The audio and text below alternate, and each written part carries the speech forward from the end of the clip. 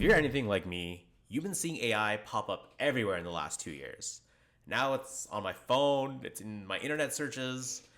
People are using it to do their homework, they're using it to write emails, do their jobs, create images, do video. It's everywhere.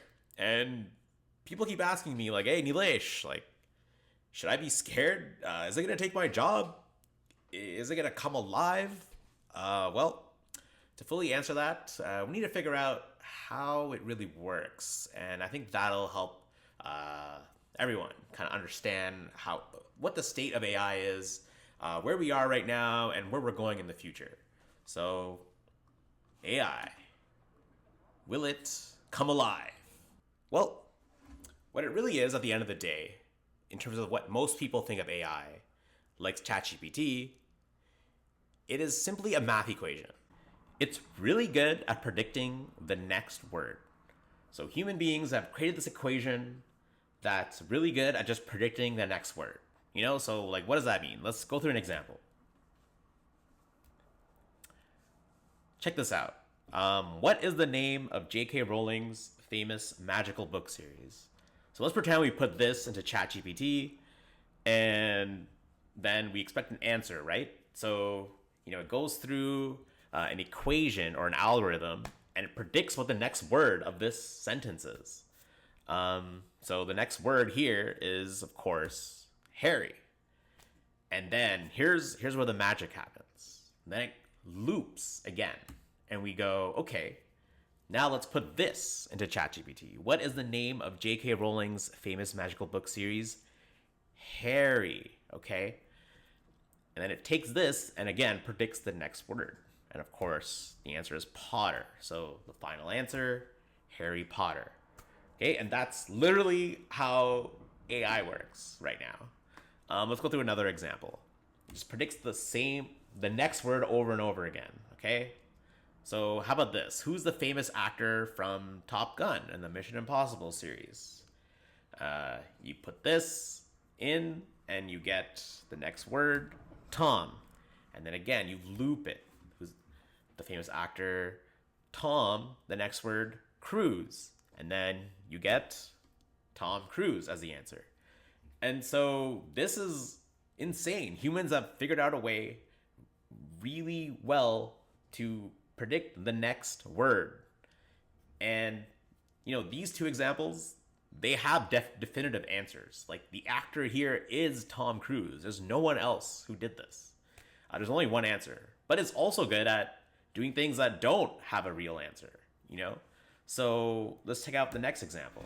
Tell me a story about Taylor Swift meeting a deer in the forest. Keep the story only 2 sentences. Now, there's no correct answer here. There's no perfect story here. But the algorithm doesn't know what's going on. It just knows that if it sees, these words together, it knows what the most likely next word should be. So here, the next word, it does its calculations, and the most likely next word here is Taylor. Okay, and then it loops again. So what's the next word here? After Taylor, Swift.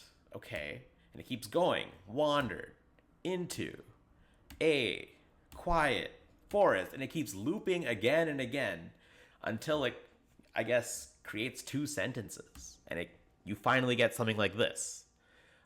It's a full story about Taylor Swift meeting a deer in the forest, and it's 2 sentences. And that's literally it. It's kind of crazy that humans achieved this. And that's literally how it works. There's no central mind or God that's going, I know all the answers. No, it's just an equation that predicts the next word over and over again.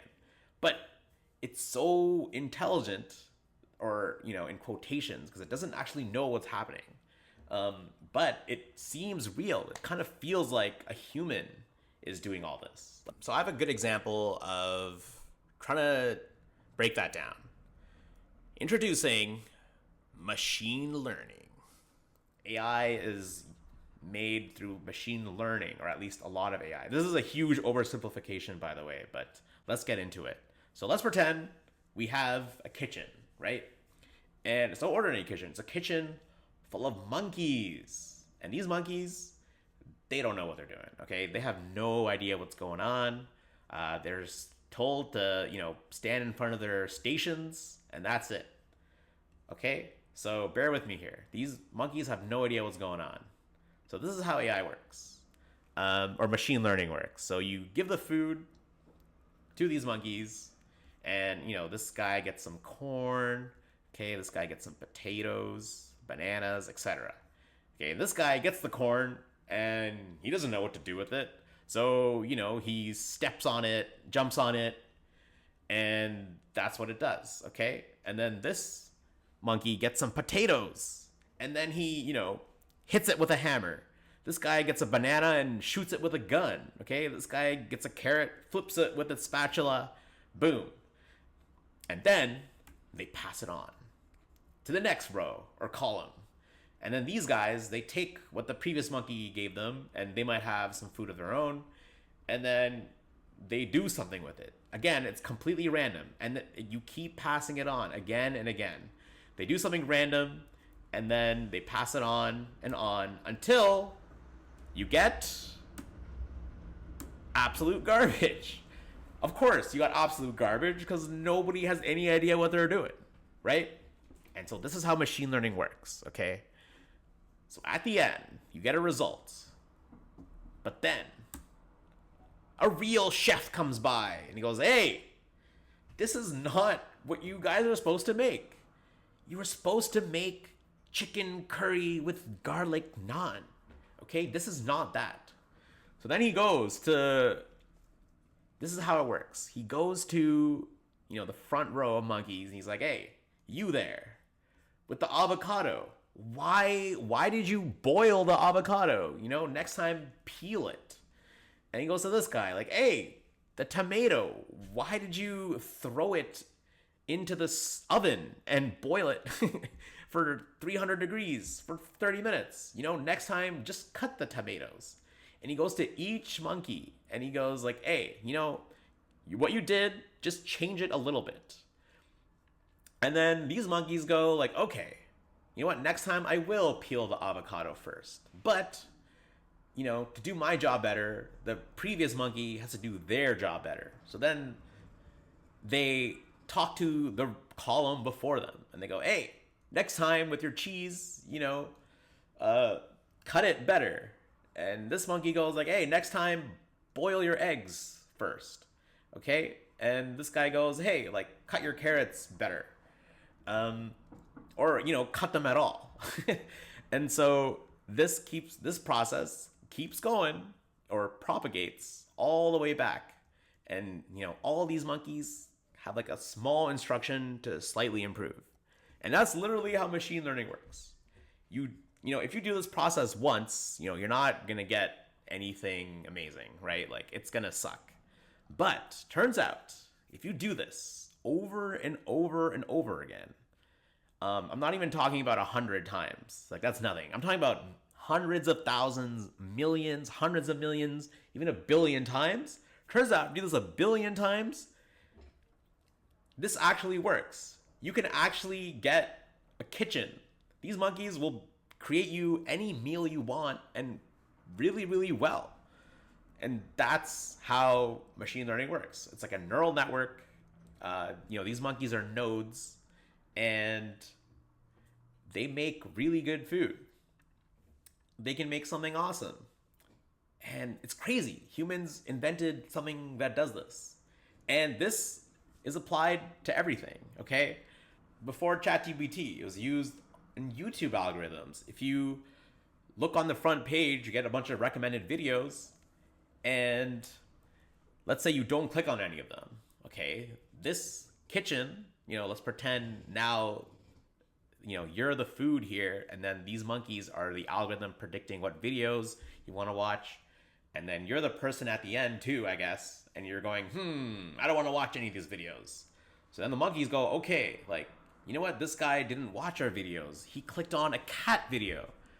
Maybe we should give him more cats. So the next time you log in, you might be recommended a cat video. They keep updating over and over and over again. And what's crazy is people at YouTube their kitchen is so big and there's so many monkeys, they have no idea how it works actually. They're just like, yeah, we just trained it and it works. We don't really know how it works. You know? Um, Netflix, recommended movies, Instagram, TikTok, they're all using AI to predict what you want to watch.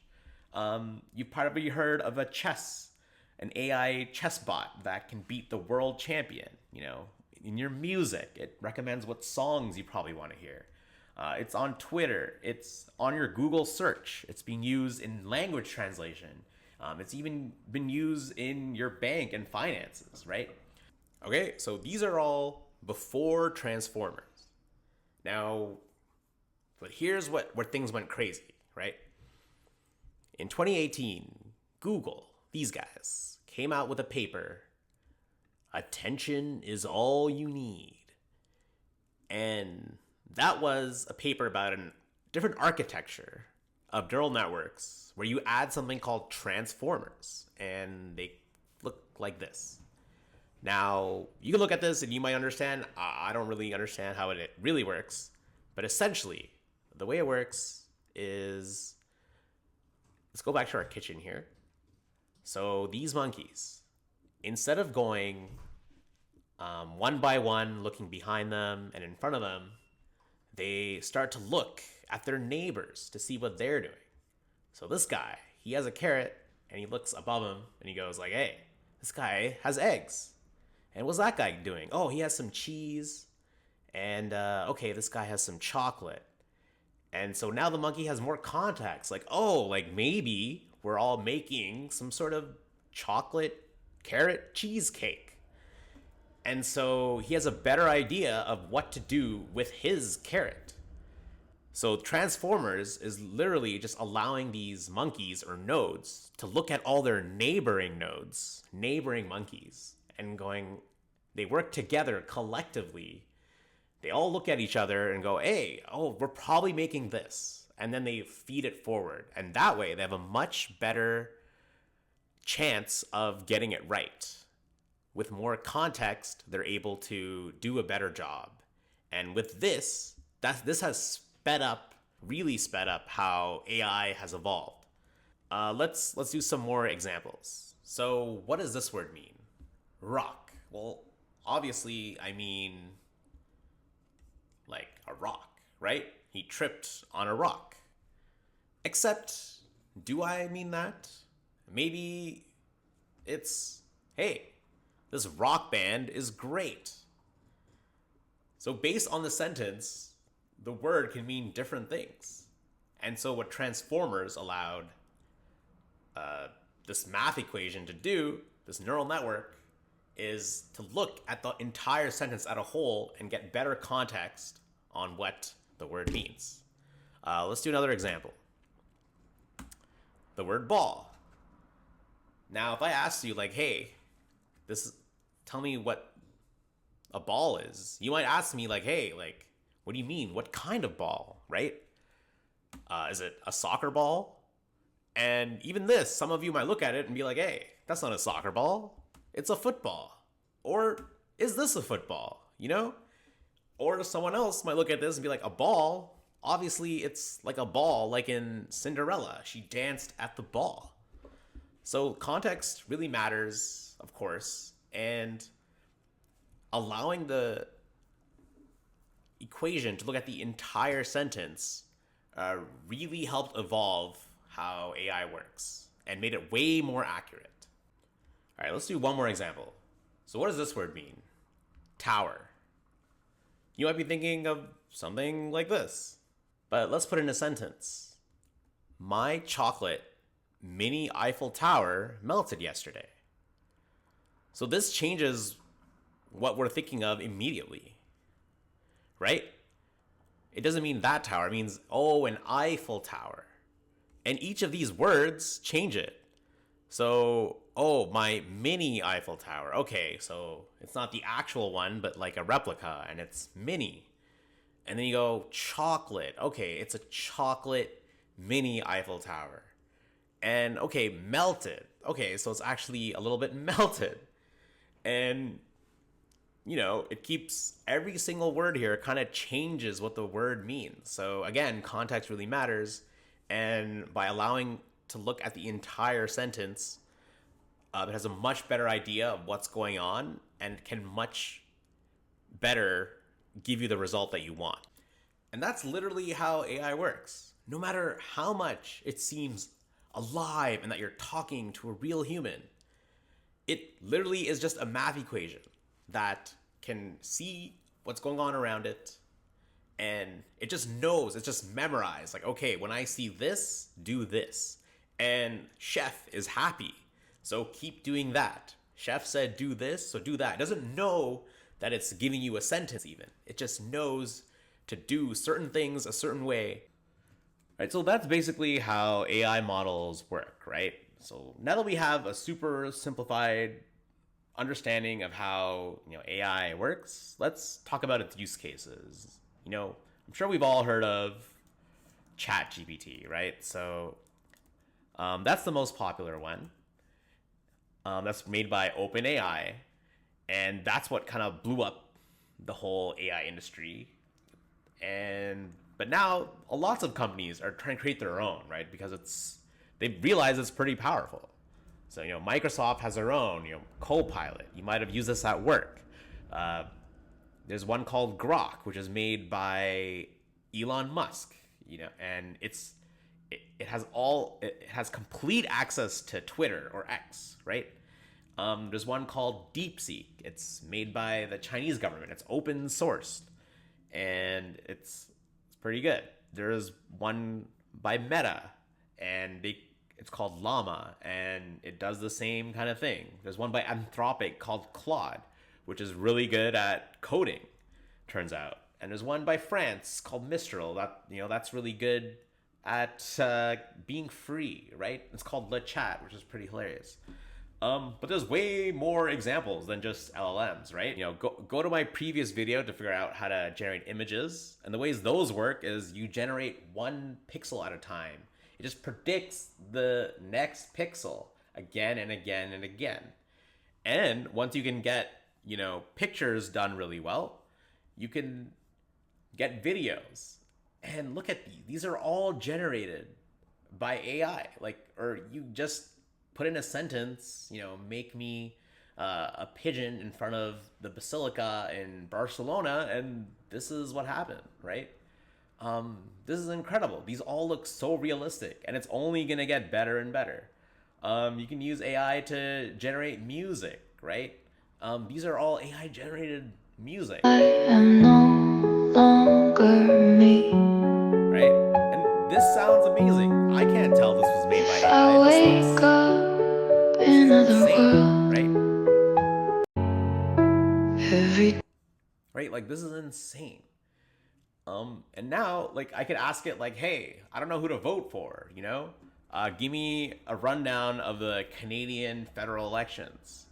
And look at this. It created me this PDF with these charts that kind of compares the different leaders. And, I have a much better understanding of what each candidate or party wants.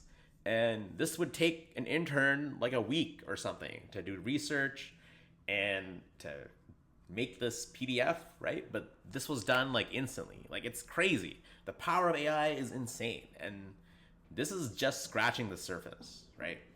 So I'm sure you've heard of agents. Or if you haven't, it's very simple. An AI agent is an AI kitchen of monkeys that are trained to do one thing really, really well, right? So ChatGPT, it's an agent that's specifically made for responding via text really, really well. An image generator, it's an agent designed to create an image really, really well, right? It's a pretty simple concept where an AI made to do one thing really, really well. And if you connect an agent to an internet via a Model Context Protocol or MCP, turns out you can do a lot of cool, crazy stuff, right? You have an agent that's made to read and write your emails really, really well with great English, sophisticated, or you can optimize it for like sales and business, or you can optimize it for whatever you want, right?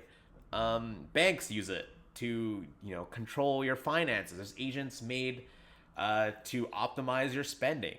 There's agents that can generate image gaps in Photoshop. It's being used in medicine, especially for stuff like X-ray scans, right? It can look at an entire image, or it's been trained by multiple, like millions of images with cancer, let's say, and it'll be really, really good at detecting cancer, sometimes even better than a doctor, right? And it's all automated.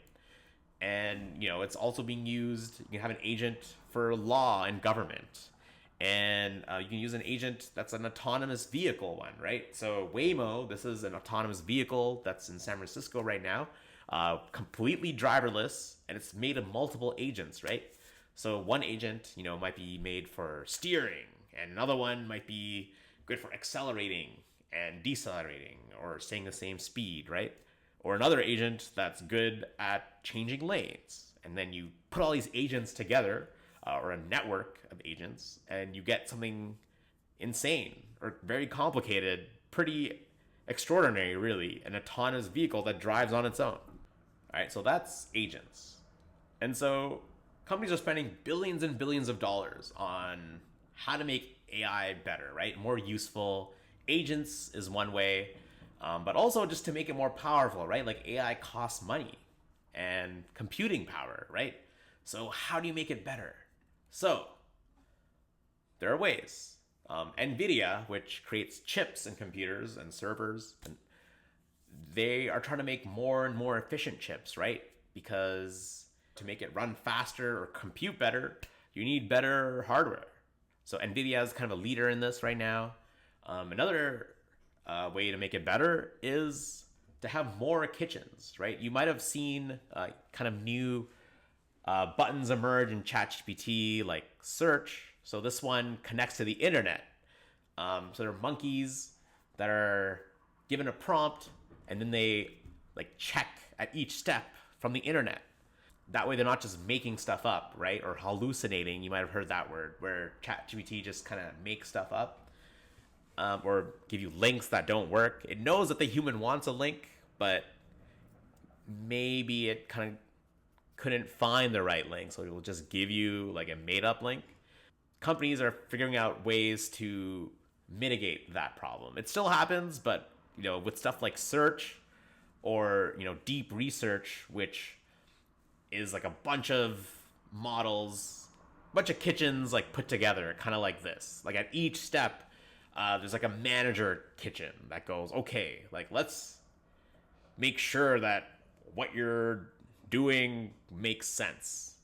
And each step might have their own manager. So like combining these kitchens and configuring them in different ways, they're figuring out how to make AI like more accurate and in the end like better and more useful, right?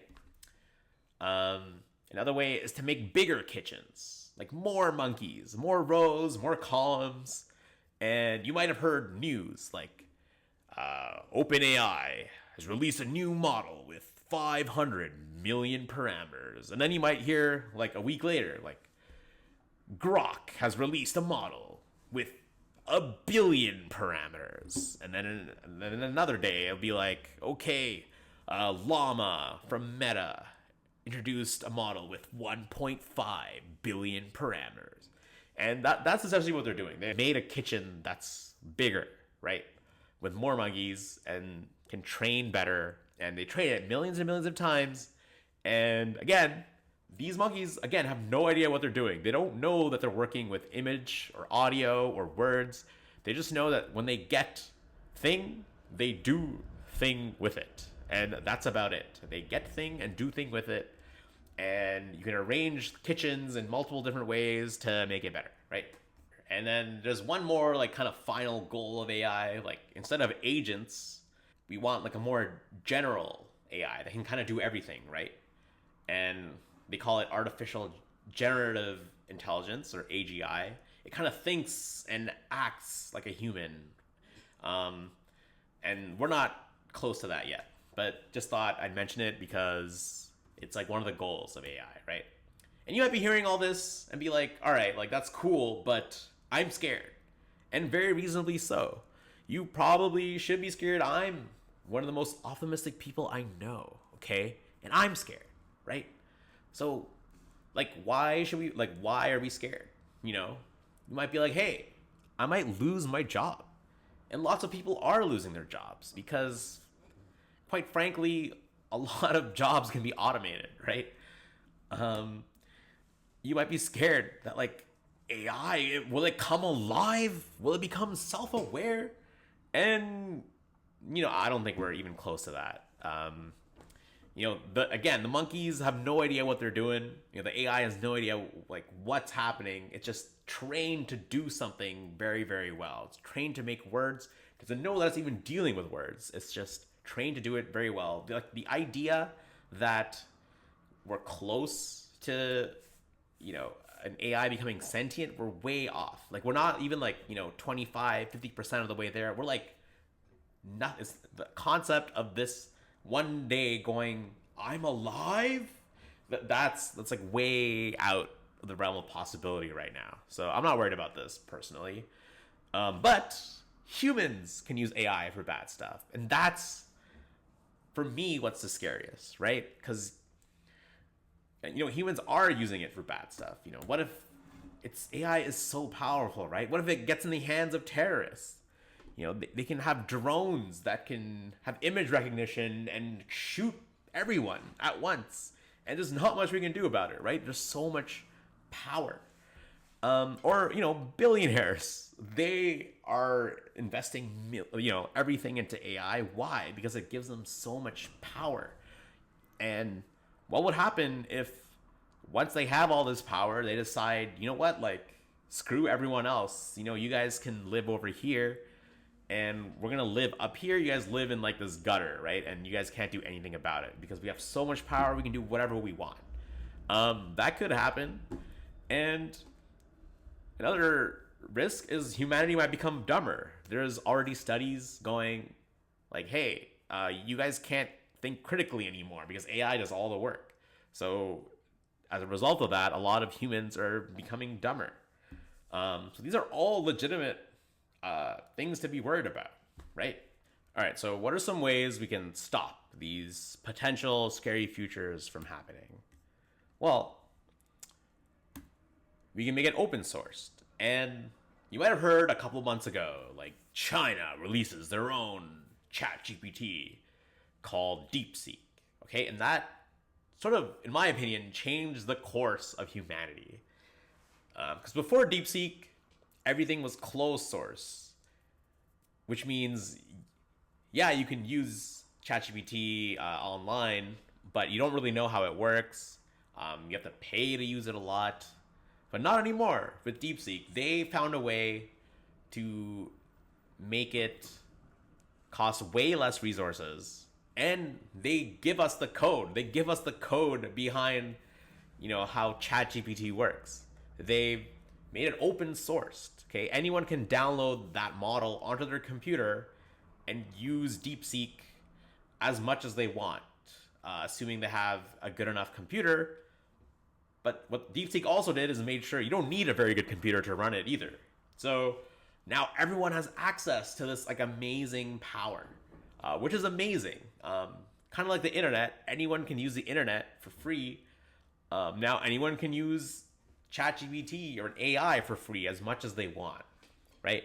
So that's one way that we prevented the billionaires of taking complete control of the world. So DeepSeek did a very good job in that. So that's DeepSeek, but DeepSeek also has their disadvantages, right? Now I can ask the LLM hey, I want to learn how to make a bomb, and that's open source. So there's no, I'm sorry, I'm a large language model and I can't tell you, this is restricted information, right? You can't do that. So that's what ChatGPT does actually really well. Closed sourced. You don't have access to all the code, which sucks, but you can, it's way harder to find information on how to commit terrorism, for example. So that's OpenAI's way of handling all this. Another way, have global regulations, maybe. I don't really know how this would work, but I guess preventing AI from getting too out of hand, or preventing people from training kitchens with monkeys to do bad stuff, right? We should definitely not allow people to do that. But it's hard, right? Let's say Canada and the US, they go, all right, we're going to make an AI, but it's not going to be very good at military. There's nothing stopping any other country like Russia or China to do that, right? So in that sense, like Canada, North America will get way far behind to Asia, right? So it's kind of tricky. It's extremely risky to do it, but AI is so powerful that it's not going to happen, unfortunately, right?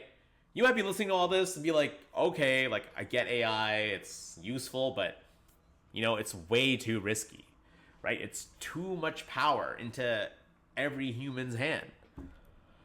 The problem is that that's not going to happen. The reality, it's too critical for national security. Any country that falls behind is gonna be behind. The country with the best AI will, do the best work.